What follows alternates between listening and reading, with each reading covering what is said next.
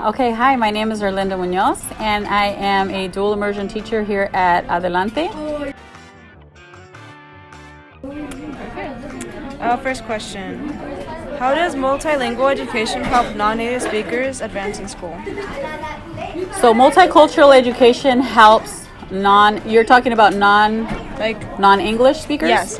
Okay, so the first thing is it helps to make them feel like they're part of something that is just like them, you know. So if we're in a setting where we're speaking Spanish and that's their first language, then they feel very welcome. Okay, they feel that that they're part of something that is just like them. And when they go to just English schools, it's very hard for them to feel like a part of the community, especially when they see teachers that look like them. So we have a lot of teachers that are Latinos, Latinas, not just from Mexico, but from Colombia, from other countries. And so for them to see that, it makes them feel like anything is possible, I feel. My name is Ángel Barragán. I'm the current Ethnic Studies and Human Rights teacher for Expeditions, and I used to teach Spanish at Rainier for the last 4 years. Okay, great. First question, how do school systems address non-native English speakers? I think that depends. I think a lot of schools take very different approaches into doing that.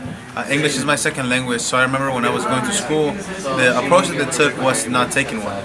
So I got put into a classroom and everyone was speaking English and I didn't know what was going on.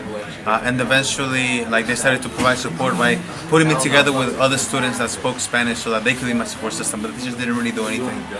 When I became a teacher, we started to come up with other ideas like providing dictionaries or providing other types of supports to ensure that students all know what's happening in the class. But I think we can still do a better job, like a dedicated person to try and support students learning a second language, which I think is something that we're not doing. We're providing support, but we're not doing everything we can to help them do that. My name is Isela Mosqueda. I teach Spanish to an AP here at Rainier. And how would you feel like those classes would help non-native English speakers advance in school when they're trying to learn English as well as learn everything else? The classes are really important, especially when you have students that are at a level of English that is very low, or they're starting from scratch. So if they are recent newcomers to this country, I think it's really important for them to have a space to be able to have a specific English language instruction class. If they do, then that's going to provide them with more success later. How does multilingual education help non-native speakers advance in school? Well, there's two ways that multilingual education can help students. For one, if it starts at an early age, it can help students be more able to like just be smarter in general. There's a lot of studies done that I can't pull out right now because I don't have them with me. But a lot of studies have done that show that when students learn more than one language growing up, they tend to do better in school in general. That can also help them in life. I have a couple students in my Spanish classes that went to schools like Adelante, where they were in immersion programs that help them be fluent in Spanish. Some students that their families don't speak Spanish, but they're fluent, and they're not only doing well, they're doing amazing in my classes. So that helps them in one way. In another way, it helps students be able to communicate, especially non-native English speakers that are coming to the U.S. If they can learn the content in their language and slowly transition into being full English classes, it'll help them not stay behind in the content and be able to communicate with others and learn English at some level. What are the primary differences between multilingual education and solely English education?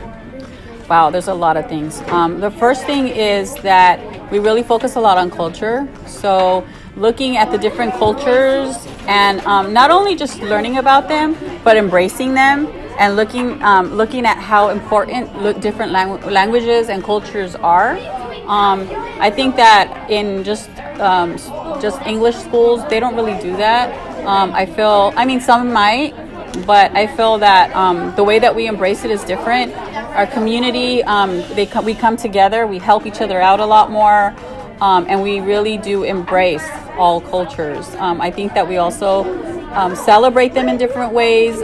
For instance, for Dia de los Muertos, we don't only just celebrate the Mexican traditions of how Dia de los Muertos is celebrated. We look at the cultures like we did Egypt, We look at Egypt. We look at all other different civilizations in the past. We look at all cultures and we celebrate them all. What are the primary difference between multilingual education and solely English education?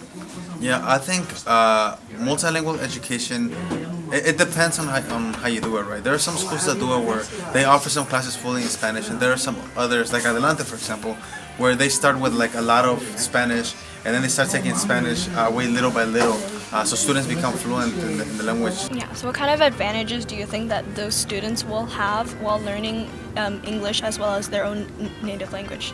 Yeah, so growing up bilingual or learning bilingual, there's a lot of research to prove that when you grow up learning more than one language, that it helps in your brain development. And not only that, but it sets you up for learning not just new languages, but learning in general a lot easier when you're older.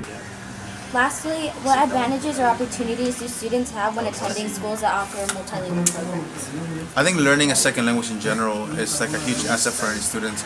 I used to work at GameStop back in the day. I'm not proud of it, but I used to work there for a long time. And when we used to receive applications for people that wanted to work with us, if you didn't write "Hablo Español" on the top of your application, we would just throw them away. Not me, my manager, right? But they did that because if you didn't speak Spanish while trying to work in the industry, they didn't have a use for you.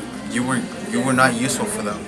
So for students learning a second language like Spanish, for example, here in the Bay Area in California, it could be a whole asset to help them be successful in high school and beyond.